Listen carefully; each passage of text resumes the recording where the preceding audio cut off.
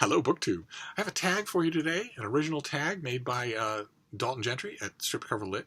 They're doing tags every week over their channel, and the tags are fantastic. Some of them have swept through BookTube. And this latest one is no different. It's just fantastic to do. I couldn't wait. Especially since, as you'll hear, it's a little timely for me. I'm still actually behind on tags for Stripcover Lit. Aiden Fort did one last week that I still haven't got to. Couldn't figure out how to do it, but I will come up with a way. But this one is right up my alley.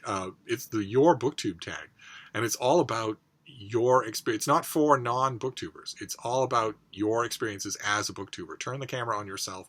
Talk about the beginnings, the middles, the ends, the challenges, the technology, the philosophy of your BookTube channel. And the reason it's timely is because the middle of March, roughly the middle of March, is roughly my 3-year anniversary on BookTube. We have been doing this for 3 years.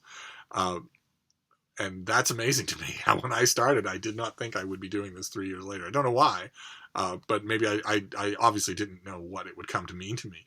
So let's go through these questions. They are the sort of things I would have wool gathered about in a video about my anniversary anyway.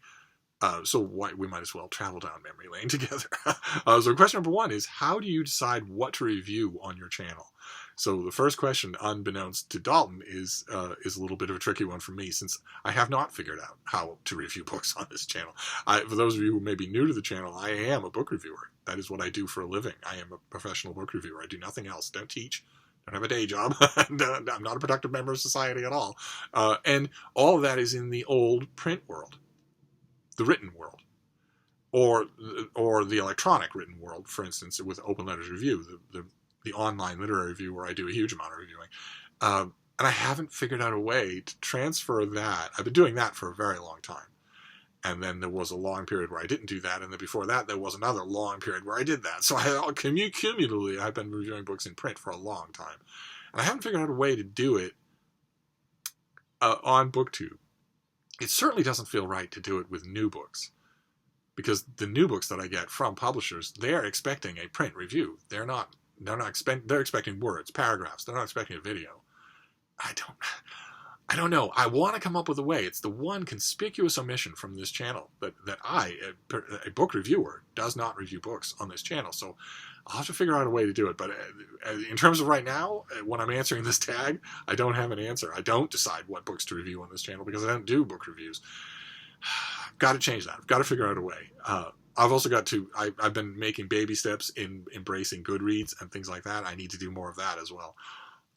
Because that's the direction that reviewing is going in. And I can see that clear as day. So this pussyfooting around is not helping anybody. Question number 2, let's talk about prep. Are you organized for your preparation, or do you fly by the seat of your pants? And I make quite a few videos in the course of a week, and the only preparing that I do, I've mentioned this before on videos, is to center myself. Think about what you're going to do before you do it. Very old-fashioned, early 20th century piece of advice that is absolutely forbidden in the 21st century. In the 21st century is the century of entitlement, where anything that ever occurs to you to do in any way is completely and legally perfect the instant it occurs to you, and does not require any kind of revision. And anyone who says that it does can be sued. Not just disagreed with, not just catcalled on social media, but actually sued. And I don't agree with that, of course. Instead, when I want to make a video about something, I center myself. Okay, think about what you're going to do. Think about what you might need in order to do it, and then make the video. It doesn't have to be exhaustive, of course. I do all of my videos in one take. I don't ever remake things. I don't edit things. I don't cut things together or anything like that. But it still has to be focused. You are still talking to someone. You can't be all over the map when you're talking to someone.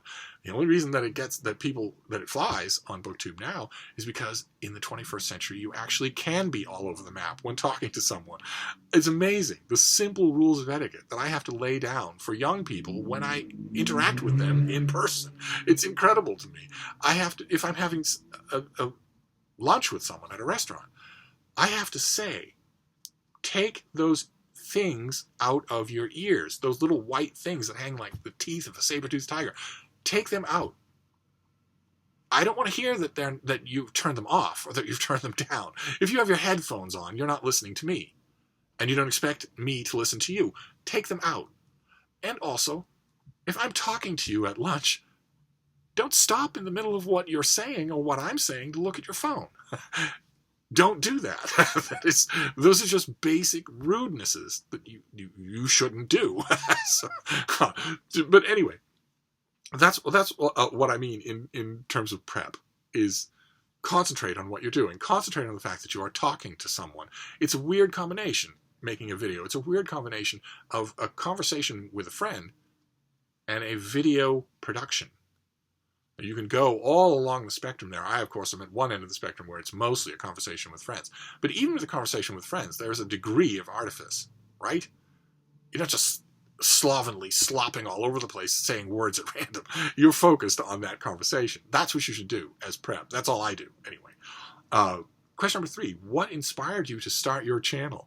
The specific inspiration was Chris Rhodes and Giselle Bradley, now Giselle Rhodes, who we had started to hang out, and they were booktubers, and they thought that I could do it. I had been watching BookTube and commenting on a lot of BookTube channels long before that. The idea of this online YouTube pocket where people talked about books, new books and old books, all kinds of things, struck me as fascinating. I loved, oh God, oh God, I'm getting a note here. Okay. I'm defying my own advice here, but my computer is telling me it's running out of... Here we go. Okay. Sorry. I didn't think that I was talking so long that I was running out of power, but fortunately I have the power cord right here. They convinced me that I could do it. That if I got in front of a camera, I could do it. I wasn't so much worried about talking about books, because I've done that my whole life. I was worried about the technical end. I was worried that it would be impossible for me to handle the technical end. And it turned out that it wasn't. I should have known that, because I've seen a lot of YouTube videos. Obviously, a lot of the people making those videos were not brainiacs. So if they could do it, I could do it. And it turns out that's true. They were the ones who originally inspired me. And they're the ones who filmed my BookTube newbie tag all those years ago. So much fun. Right here in this room. Only we did it in a corner instead of here at the front of the window. Let's see here. Question number 4. Your film session. Walk us through your film session. It's, of course, Adrian and Dalton are coming at this from a different angle than I am. They want their channel to support them. They want it to be what they do. And they should. It should. In a just world, it would. The amount of work and foresight that they put in to their videos is incredible. And it's increased with time. It should support them. So, if you go over to their channel, maybe you've never heard of their channel before, I'll link, of course, to Dalton's video of this tag, and you like what you see, then support them on Patreon. But in terms of my own film session, they have equipment, they have microphones, other people have ring lights and, studio lighting and all that sort of stuff. I don't have anything like that at all. I have used 2 devices to make my videos over these 3 years. One was an iPhone. It was extremely convenient because you can go anywhere with an iPhone. And I think the video quality is a little sharper. I have an iPhone 6, and I think the video quality is a little sharper. The problem is the storage on an iPhone is extremely limited, which is just fine if you're making a 5-minute video once a week. But if you're making 40-minute videos 3 times a day, that's not so good, because you're going to run out of storage, and you're going to do it invariably in the middle of a sentence. And that started to become a problem. Once I started to make longer videos, that started to become a problem. So I have sort of mostly switched to doing it on my MacBook, which doesn't doesn't have storage problems like that, so I don't have to worry about that. And it's also not a question of sometimes with the iPhone, even with a shorter video, there could be an issue of uploading. Sometimes the upload would garble or would destroy or wouldn't happen or whatever. And then with the MacBook, it's all done in one machine. So that's my my filming session in terms of equipment. And then the session itself is merely thinking, okay, well, I've got the morning to do a lot of reading. I've got the morning to do some deadline work that has to be done this afternoon, or I have deadline work I want to do later in the night, or there's the stuff that I want to write just for fun. That's also deadline work. But sooner or later, in sum of all of that, I need to make some videos, and then it's just a question of deciding which ones I'll do. I don't know how people who make 2 BookTube videos a week or less manage to do that. I honestly don't know how they get it down to that few. I could easily make 10 videos a day. There's so much to talk about. But anyway, that is just basically my film session. Is I decide on which videos I'm going to do, then I sit down, I open the MacBook, and we're off to the races. So let's see. Question number 5. What's your favorite BookTube style or staple of video? Hauls or wrap-ups or that sort of thing. And if I had to pick one, I sort of agree with Dalton here that it depends on how they're done. Everybody's better at some things than others. But I confess, one of the things that intrigues me the most is people looking ahead and saying, these forthcoming books are of interest to me. A TBR video, I guess it would be, or anticipated reads, something like that. Because that not only interests me because I'm seeing maybe stuff that you noticed that I didn't notice that's coming out, but also because it gives me a thrill to see. I know a lot of you now, a lot of my fellow booktubers. I've been watching you for years. I feel like I know you as readers, in some cases as people, and seeing what is intriguing you from the lists of forthcoming books that I tend to know well is fascinating. Just fascinating for me. So maybe anticipated reads would be that, or monthly TBRs, something like that. Question number 6: what would you like to see more of on BookTube? I think a year ago I answered this question by saying I'd like us to do more things together. More collaborations, more stuff like that. And I have been seeing more of that, and it's always fun. I wish that we didn't live so far apart, all of us, from each other. I would love it. Wouldn't that be awesome if we could all get together all the time? It's one of the things that's so charming about the British BookTube channels, is that they give very much, I'm sure that it's not actually true, but they very much give the impression that they're all right down the lane from each other.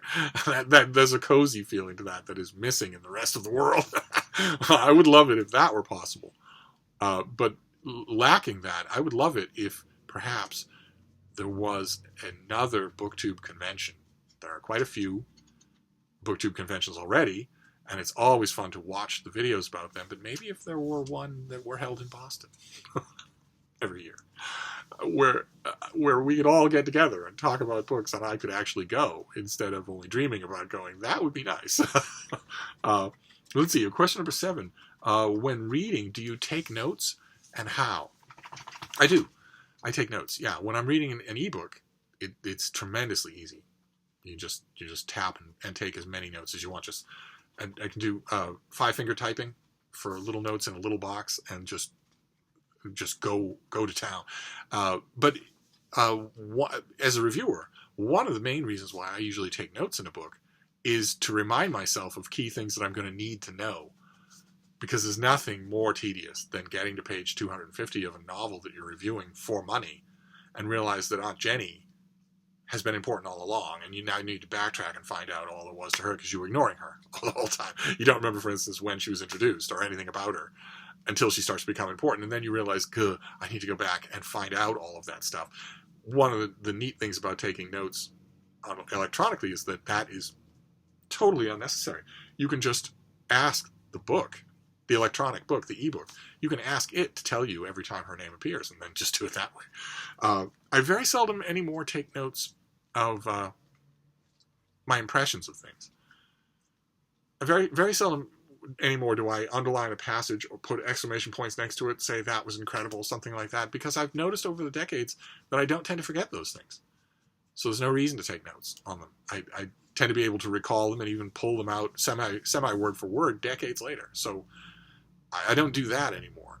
And I don't take notes, usually on the nonfiction that I read, I don't take notes drawing connections between some passage in one book and some passage in another book, because again, I have found that I tend to remember that. So mainly the notes I take are on things that are well done. Someone who's turned a phrase really well.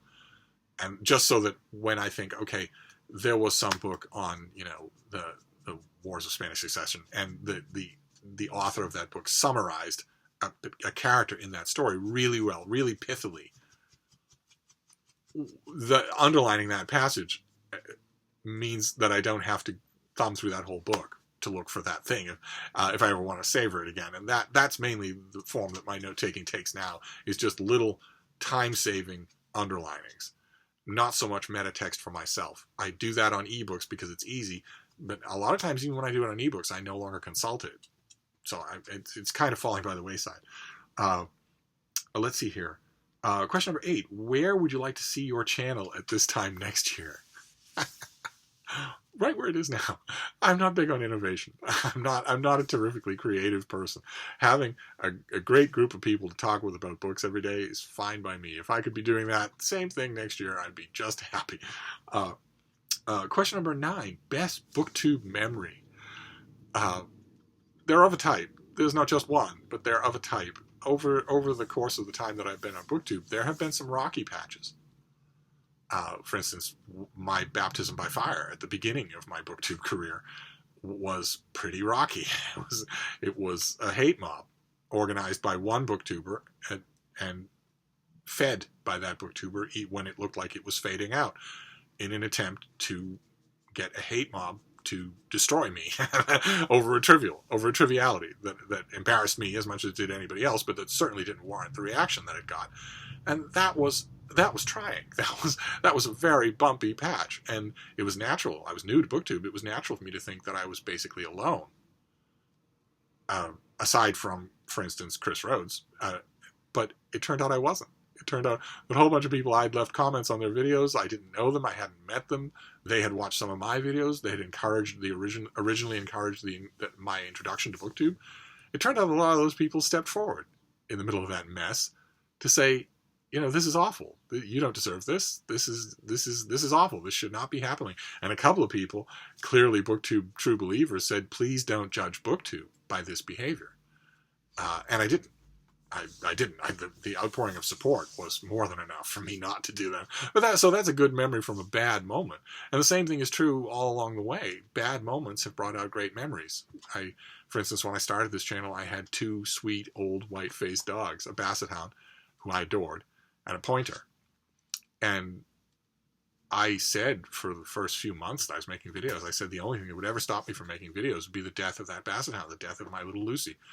I thought she was one of those dogs. You love them all, but there's a particular type of dog. Those of you who don't know what I'm talking about will think this. I assumed that my life would end when hers did. There's a particular type of loved one where you aren't able to see past them. It's just a black void past their going. And I said on this channel many times that I would make videos and there was only one thing I could think of that would stop me, and that was it. And when it happened, you were all there for me. It was incredible. Just incredible.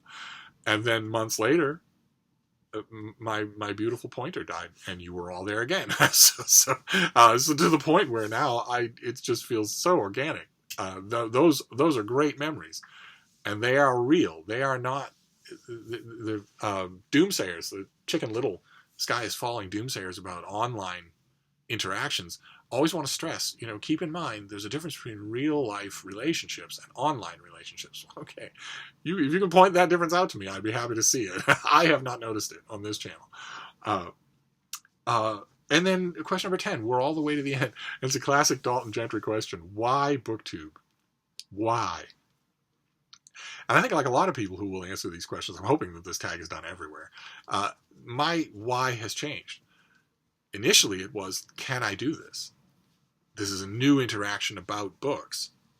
I already have lots of friends I talk about books with. At the time I had, recently left a job where all I did was talk about books all day long. I volunteer to proctor reading groups. That also is talking about books. And I'm also part of the conversation in print, the critical conversation that a lot of books have. I join as many of those conversations as I can by weighing in with reviews. But this was another kind of conversation about reading. I thought, sign me up. Let me see if it works. So initially my why was to see what it would be like. Now, that has changed. I know what it's like now, and I could not do without it. Now the why is because I can't imagine not talking to you all every day. I can't imagine not doing that. The only times that I stop now are when something happens that incredibly depresses me, because I like these videos to be happy. and that's not just a function of videoing either. People in my real life, I'm sure, could tell you that when I am really sad, I withdraw. It's not healthy at all, but it is stereotypically Irish Catholic, and I do typically do it. And that is true here. Guaranteed, if there is a 2-day period where you don't see me, unless it's the changing of the year. The changing of the year is different. We'll leave that aside. In the normal course of the year, if there's a 2-day period where you don't see any videos from me, I guarantee you it's because I am sad about something, and I don't want to take you through that. But otherwise, the Why BookTube now is just this. It's company. It's your company every day. It's talking about all things books. My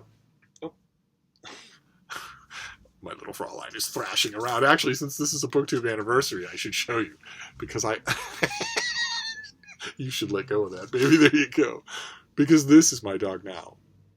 Oh, totally, totally unimaginable to me when I started BookTube, and here she is. So that is my Your BookTube tag, a wonderful tag that is designed to give a sort of a thumbprint to who you are as a booktuber and who you've been. So I'm going to tag a bunch of people and try to remember to let them know. And otherwise, I'll wrap this up for now. But I'll be back. We'll see. We'll talk about other things bookish soon. Thank you, BookTube.